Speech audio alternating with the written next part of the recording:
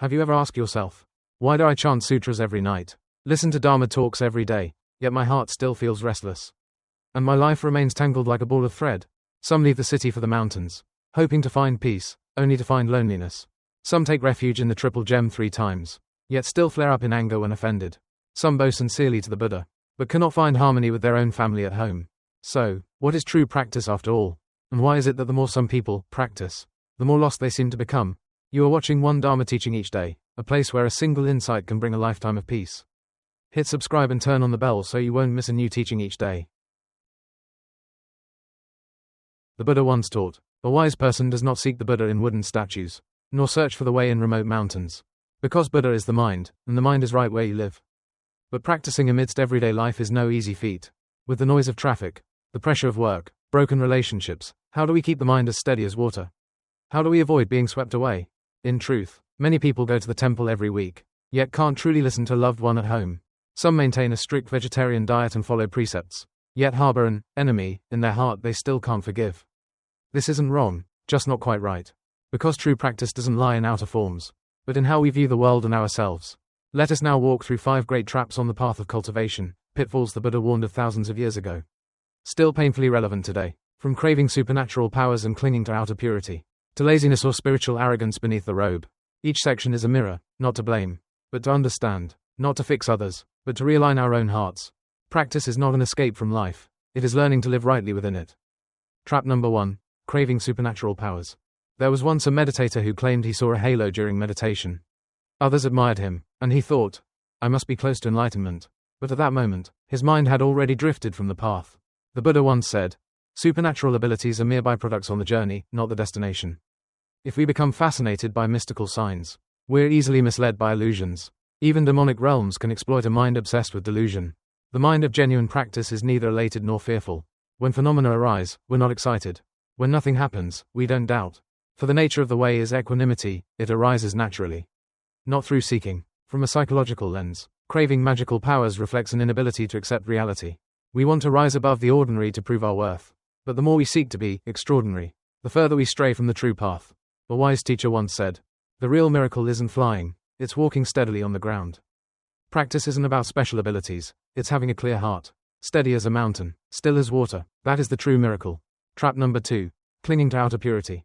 Have you ever thought, if I lived in a quiet place, I'd practice better? Many believe cultivation requires retreating into the mountains. But if the mind is still agitated, outer stillness is just a facade. The Buddha said, the best practice ground is where the world is most chaotic, because it reveals your true heart. A true practitioner isn't afraid of dust, they use dust as a teacher to reflect on their own illusions. In the Dharma, clinging to purity is a subtle form of arrogance, believing we are above the worldly. But the more we separate ourselves from life, the more discrimination arises, and the way knows no discrimination. To practice in daily life is the deepest cultivation. When you can maintain calm in a tense meeting, amidst a child's tantrum, or in traffic jams, that is the way. The ordinary mind is the way. You don't need to leave the city, you just need to return to yourself. Trap number 3, rushing to attain enlightenment. These days, many seek instant enlightenment. They meditate for a few months, attend some retreats, and claim they've understood the way. But awakening does not follow a schedule. Like a tree, you cannot pull its branches to make it grow faster. Cultivation is planting seeds daily, seeds of mindfulness, compassion, clarity. When it blooms is up to causes and conditions, no one can force it. The Dharma is not a trophy to conquer. It is a stream of humility, patience, and authentic living. In traditional psychology, rushing arises from not loving ourselves enough. We fear being left behind, so we rush to get ahead. But in doing so, every step becomes a race, not a path. Some may feel calm for a few days and think they've attained realization. But when adversity strikes, anger and greed return, a sign the practice hasn't yet reached depth. A true practitioner doesn't count the days or demand results. If the heart becomes a little quieter, a little softer each day, that's already an achievement. Trap number 4, spiritual arrogance and disrespecting teachers. Beginners in the way are often humble, but after gaining a little knowledge, it's easy to think, I already know. This thought is more dangerous than ignorance. Arrogance in the spiritual path is one of the greatest obstacles. Because it halts learning, no one can teach someone who believes they know everything. The Buddha taught, even if you master all scriptures, if even a trace of ego remains, you have not escaped samsara. We all need spiritual friends, not just wise teachers, but those who remind us when we've gone astray. Companions who reflect back our faults. From a psychological perspective, arrogance is often a mask, covering deep insecurity.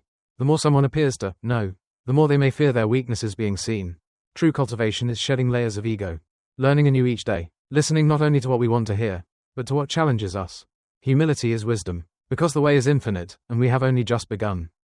Trap number 5, laziness and neglect. Many people start their practice with great enthusiasm, only to grow discouraged and give up. They long for miracles but fail to plant seeds of perseverance. The Buddha taught, effort is the root of the way heart. Practice doesn't require magnitude, it requires consistency. Not speed, but endurance. Neglect arises when you abandon scheduled sessions, lack fellow practitioners, and forget your original intention. Like rowing without a rudder, you simply drift. Psychology shows that when we lose connection with our values, quitting becomes easier. So every day, remember, why did I begin this? Even a small act, if repeated with sincerity, becomes powerful. Like boiling water, don't extinguish the flame before it boils simply because you're tired. 15 minutes of meditation, a repeated mantra, a small act of kindness, that is keeping the flame of the way alive. Practice is not a fever, it is a small lamp that burns steadily through the years. All phenomena are empty, the mind is Buddha. Someone once asked Bodhidharma, how can I see the Buddha? He replied, you are looking with a discriminating mind, so you only see form. Let go of all thoughts, and you will see the Buddha right in your own mind. All phenomena are empty, means that every phenomenon is transient and without inherent self-nature. Wealth, fame, even emotions, they all flow and cannot be held. Mind is Buddha, means that when we let go of attachments and clearly see our originally pure mind, that mind is Buddha. Some sit in meditation for 10 years yet still do not see the Buddha, because their mind chases after forms. Meanwhile, someone washing dishes with full presence is already on the path. From a traditional psychological perspective, when the mind is no longer bound by praise or blame, gain or loss, that's when we truly become ourselves. No one grants you Buddha nature, it's already there. What's needed is not seeking, but letting go. This teaching is like a lantern, it not only illuminates impermanence, but also calls us back to the innermost mind, where all phenomena arise and dissolve. All cultivation returns here. Understand the mind. See the mind, live with the mind, no clinging, but adapting, unchanged. This phrase may seem paradoxical, but it is one of Zen's deepest principles. No clinging gives rise to mind, means the mind does not cling to anything, past, future, or praise and blame. In that state, wisdom, life, and freedom are born. To adapt but remain unchanged, means living fluidly with circumstances while preserving your root. Like water that takes the shape of a cup or pot, but remains water at its essence. If you're criticized but remain unattached, there's no suffering. If praised but unattached, no pride. If you face failure and adapt, there is learning. If you succeed yet stay unchanged, there is no vanity. This Dharma is not abstract, it is deeply practical. When we stop grasping and resisting, we see events arrive based on causes and conditions. We just need to do our best in the present moment. In traditional psychology, this is called a flexible yet grounded state of living, a quality only achieved when the mind no longer lives in fear. True peace isn't about control, it's about letting go of what needs letting go.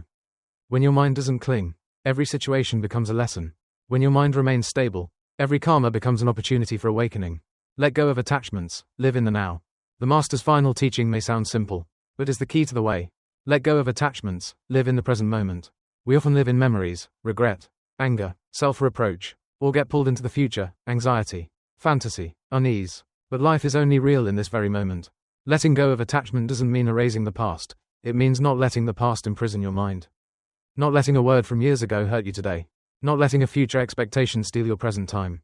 Living in the now is the deepest practice, because it demands presence. Your body may be here, but your mind often drifts elsewhere. Psychology calls this mindfulness, and modern science shows that people who live fully in the present have much higher happiness levels. A fully wholehearted hug today can heal deep wounds. A meal eaten with gratitude can become meditation. A genuine minute of silence can dissolve anger. Only by truly being present in this moment can you touch the truth and experience real peace. The sixth patriarch, Huineng, the way in wood, rice, salt, and pickles. Legend says Huineng was illiterate, working in a kitchen chopping wood and pounding rice. Yet when he heard, Ying Wu Suo Zhuo Sheng Qi Xin, let the mind arise without attachment, he immediately awakened, not because of learning, but because he lived truly. When chopping wood, he only chopped wood. When cooking, he only cooked. In every mundane task, he was fully present. That wholehearted presence is Zen, is the way. Buddha's Dharma is in the world, it does not leave worldly awareness. This is not theory, it is something you can verify. When your mind is truly present in small tasks, all of life becomes a path of cultivation. You don't have to leave the city. Just release your discriminating mind. No need to strike the wooden fish or chant sutras daily, only let go of the thoughts that lead you away from yourself. These days, many say, I can't practice, I'm too busy. But you can practice while washing dishes, caring for children, commuting. If you do so with mindfulness, compassion, and wakefulness, you are practicing the way. Huineng didn't have degrees, titles, or mountain hermitage, but he saw his mind, because he lived truthfully, fully, and deeply. Zen Master Baizhang, the ordinary mind is the way. Someone once asked Master Baizhang, what is the way? He replied, when hungry, eat, when tired, sleep. This sounds simple, but it is the essence of Zen. When you're hungry, truly eat. When you're tired, truly sleep. No overthinking, no escape, no comparing. To live deeply in each moment, that is the way. The ordinary mind is a mind free of distinction, free of competition or labels. A mind that doesn't try to be special, it simply is present. Master Baizhang was also famous for saying, if you don't work a day, don't eat that day. For him, practice wasn't about withdrawing from life, it was about working with full awareness. The way doesn't lie in escaping, it lies in how we engage with life. Modern people often chase great meaning in every moment. But if we can, sip a cup of tea without thinking about deadlines, walk without listening to podcasts, cook without glancing at our phones, then even the smallest actions become a grand path. We don't need thick sutras, remote mountains, or a free day to begin. We simply need to return to the present, to live fully in an ordinary task, an ordinary morning, an ordinary breath, practice in everyday life, live within the Dharma. When we stop chasing the extraordinary, daily life itself becomes the greatest spiritual hall. The ancients said, practicing in the marketplace, in your home, in every small act, that is profound cultivation. There's no applause, no reminders, no temple bells, only you and your mind. When your mind is awake, any place becomes the main hall. When your mind is empty, every movement becomes meditation. Modern life is full of pressure, but it is also fertile soil for practice. You don't need to give anything up, just return to yourself. A busy father fully playing with his child, that is practice. An employee responding kindly even when wrongly accused, that is practice. A person slowing their breath amid city noise, that is practice. No forms, no rituals, just true presence. That is the way. A warning from the Buddha on the end of Dharma. The Buddha once said that in the Dharma's final age, beings lose the spirit of genuine practice. They flock to temples, chant scriptures more, perform rituals more, but their minds drift further from the way. He warned, some may chant 1,000 sutras, yet still not understand their own mind. This is form without substance. People mistake precepts, vegetarianism, prostrations for practice, yet their hearts still cling to self. Compare, and argue. The final era is one of reversal. Truth is doubted, falsehood celebrated. When Dharma becomes a trend, a brand, a mask, authentic practitioners feel most lost. The Buddha didn't reject form, but cautioned, without inner reflection, form becomes an empty shell. One may boast of reciting 10 sutras, holding 5 precepts, attending 7 retreats a year, yet still hold onto a hurtful word spoken 3 years ago. One may wear robes and bow daily, yet treat an elderly mother harshly. Or yell at children. Psychology calls this identification with roles, losing yourself in the shell you believe to be good. True beauty needs no embellishment. Real virtue needs no performance. True practice equals turning inward. The Buddha taught, practice is turning inward to illuminate oneself. Not to become someone else, but to return to who you already are. Not to excel at Dharma, but to live authentically. To live authentically may mean daring to say, I am angry, I am jealous, I am afraid, and look deeply into those feelings, not running away. Self-inquiry and silent practice. Each of us should ask, have I truly looked into my mind? If every day we take a step back and examine a moment of anger, a wave of greed, an act of selfishness, we are already practicing. In the Dharma's final era, practice isn't grand, it's silent, mindful in every little action. In every decision, in every quiet word. No need for recognition or applause, just remember, your mind is the place that must be preserved most. It may be a small light, but one that holds steady in the night. And if each of us keeps that light alive, it becomes the greatest blessing of our time. No shortcut, no substitute. After exploring the 5 big traps, the 3 teachings of Bodhidharma, and this wake-up call for the final era, what remains most striking is, there is no shortcut in practice. No one can practice for you. No miracle can change your heart if you yourself do not wish to transform. But transformation isn't a heavy journey. It doesn't have to begin with big deeds. You only need to stop and breathe. And already, you are different. 3 simple yet powerful daily practices. 1 minute of silent awareness each morning. When you wake, sit up straight. Don't open your phone. Don't think about your day. Just breathe in, breathe out, and be fully present for 1 minute. 1 minute, seemingly small, but it's the first step to owning your entire day. Someone once said, how you start your morning is how you live your life. If that first minute is grounded in presence, it becomes the seed of lifelong mindfulness. You don't have to change your schedule. Just change how you enter your mornings. Recognize a thought without judgment. When anger, jealousy, or anxiety arises, try labeling it. Oh, this is anger. Without judgment, without suppression. Like watching a cloud drift across the sky, knowing it's not you. You don't need to be better, you need to see yourself more clearly. Seeing the mind's operation, it transforms itself. For the mind is light, it only becomes heavy when clutched. Someone who knows they are falling is far different from someone who falsely thinks they are flying. Recognizing delusion is the first step to wisdom. Do one ordinary thing with full presence.